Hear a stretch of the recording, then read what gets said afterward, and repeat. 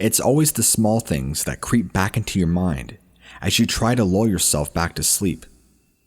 Maybe that's why I'm up so late, writing this, to try and get it off my mind. Anyway, I'm here to tell the story of the only paranormal, otherworldly, extraterrestrial, unexplained experience I've ever had. I want to start off by saying I wouldn't call myself a skeptic, but I'm not gullible when it comes to UFO stories, which is my experience keeps me up sometimes. It's been about 7 years or so since this happened, but I remember it, clear as a bell. It was the summer of 2012. A group of friends were gathering at my best friend's house for a pool party.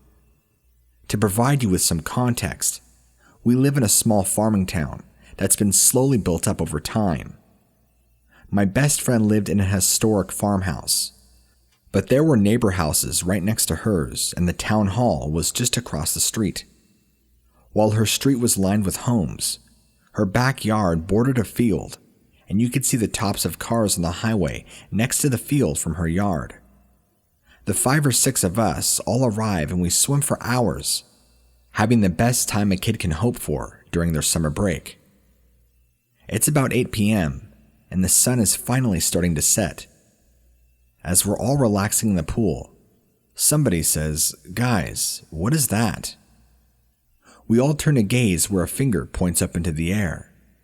About 10 feet above and 30 feet out from where we are is a little orange globe, about the size of a golf ball, just floating there. It lazily bobs along through the air for about 10 seconds, moving a few feet horizontally. Then it just sort of fades out of existence, like you blinked and it wasn't there anymore at all.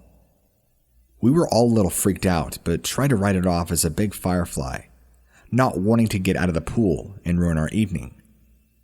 We all continue the merriment for another hour until something else happens. It's about 9 now, and the sun is set, but there's still some residual sunlight on the horizon. We aren't completely in the dark.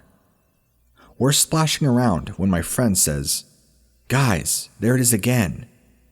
We turn and see another golf ball-sized orb, about the same height and distance as the last one, but this time it's blue. It doesn't lazily bob past and forth either. The movements it made were very precise and calculated. It too moved a few feet horizontally, but in the most perfectly straight line. Then it paused midair for a couple of seconds, and then it zoomed away. It moved so fast away from us, it left a blue light trail as it zipped down the house nearby in a straight line. We screamed. We immediately fled to the house, the whole way trying to rationalize something to explain what had happened.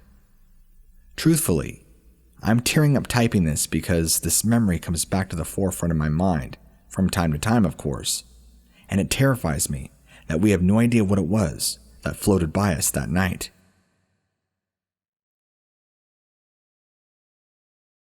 To start, I live in a small town in the middle of Minnesota, and I've always been convinced that extraterrestrial beings are real, but I haven't had any real personal encounters, until this happened. It was the middle of July, and about 2014, or 2015, something like that, and my dad, brother, and I had gone in our backyard to stargaze at around 10 o'clock. I know, dorky, but we liked it, and we thought it would be pretty cool. Here's some background.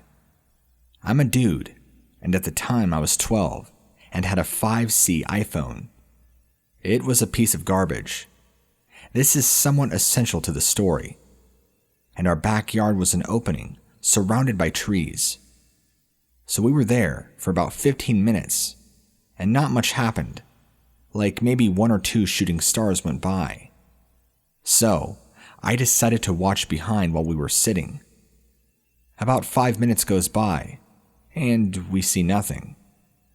Then I point out that it is so silent. My brother then got scared, and my dad said that he hadn't noticed. We were about to go back inside, but then my eyes catch something moving in the tree line. It comes into view, and we all see this thing that has to be at least 100 feet off the ground. No higher. It is silent. If I hadn't seen it, neither of us would have. We watch as its 5 rotating orange lights pass beyond our view. Once it was gone, we tried to discuss what it was. During that time, another one came from the exact same spot as the first one came from. It looked identical. I told my dad to wait to see if another one comes. And sure enough, another one did. I tried to get a picture of it, but my 5C wouldn't have gotten it, even if it were in the middle of the day. I was deciding if I should go through the forest and follow the UFOs, but didn't, being the 12-year-old wimp that I was. We waited for any more to come, but none did, and I've regretted not going after them, because we're still not exactly sure what we saw. My dad always said they were drones, but I've seen and heard them, and they're pretty dang noisy and small for what we saw. I've not had any other encounters with UFOs before or after this. I still wonder what it could have been, but all I know is that we're not alone. This incident happened when I was 16 years old. I'm 25 now, so do the math. It was the beginning of January, and I had just received a new phone from my parents. I was, let's just say, addicted to taking selfies. This new phone had a great camera, for the time it was released, and was excited to take a slew of images. Not to deter from the story, the same day my sister wanted me to go with her to the local Walmart to pick her up a new prescription glasses, and I happily went with. It was maybe 7 p.m. when she asked me, and we both knew the eye center at Walmart will close soon, so we got in her Jeep and we rushed. In my hometown, we have a plethora of back roads to get to your destination, so instinctively, she took one that would be a near straight shot to the store. At this point, it was near 7:30 p.m., and day soon turned to night. The back roads are quick, but they tend to get very desolate and creepy at night. Nonetheless, she continued to drive until we were almost about 5 minutes away. That's when we noticed it. Near the road, probably only 200 feet away in the distance, was this object hovering over the tree line. It was an odd shape. A Coke can, but thicker in width. It was quiet and had some lights only on the tops and bottoms of the object. Immediately, I grabbed my new phone and began to take pictures. Only the phone began to glitch. It wouldn't take any images, and the few I was able to take were pitch black. I found this odd, because just hours before, I was taking pictures like there was no tomorrow, so of course it would glitch when I actually needed proof of something. After nearing 10 minutes of this thing hovering over the tree line, my sister said we still needed to pick up her glasses. So we got back in our Jeep, sped towards the Walmart, still unsure what we both saw. Me and my sis just spoke about the UFO. We knew what we saw, we kept it within ourselves. As soon as we got home, exhaustion hit both of us and we both just wanted to sleep. At this point, I was living with my parents, and they lived deep in the country. One of those areas where everybody's phones will be roaming for signal. I luckily had a table next to my bed, and if I positioned my phone correctly, it would grant me full service. That is country life for you. My sister also stayed with my folks, and we both shared a room, which I didn't mind as we both had a strong sibling bond. Late in the night, maybe around 2 a.m, I woke to the vibration of my phone. I had received a text from a friend, and it read, "Wake up, please."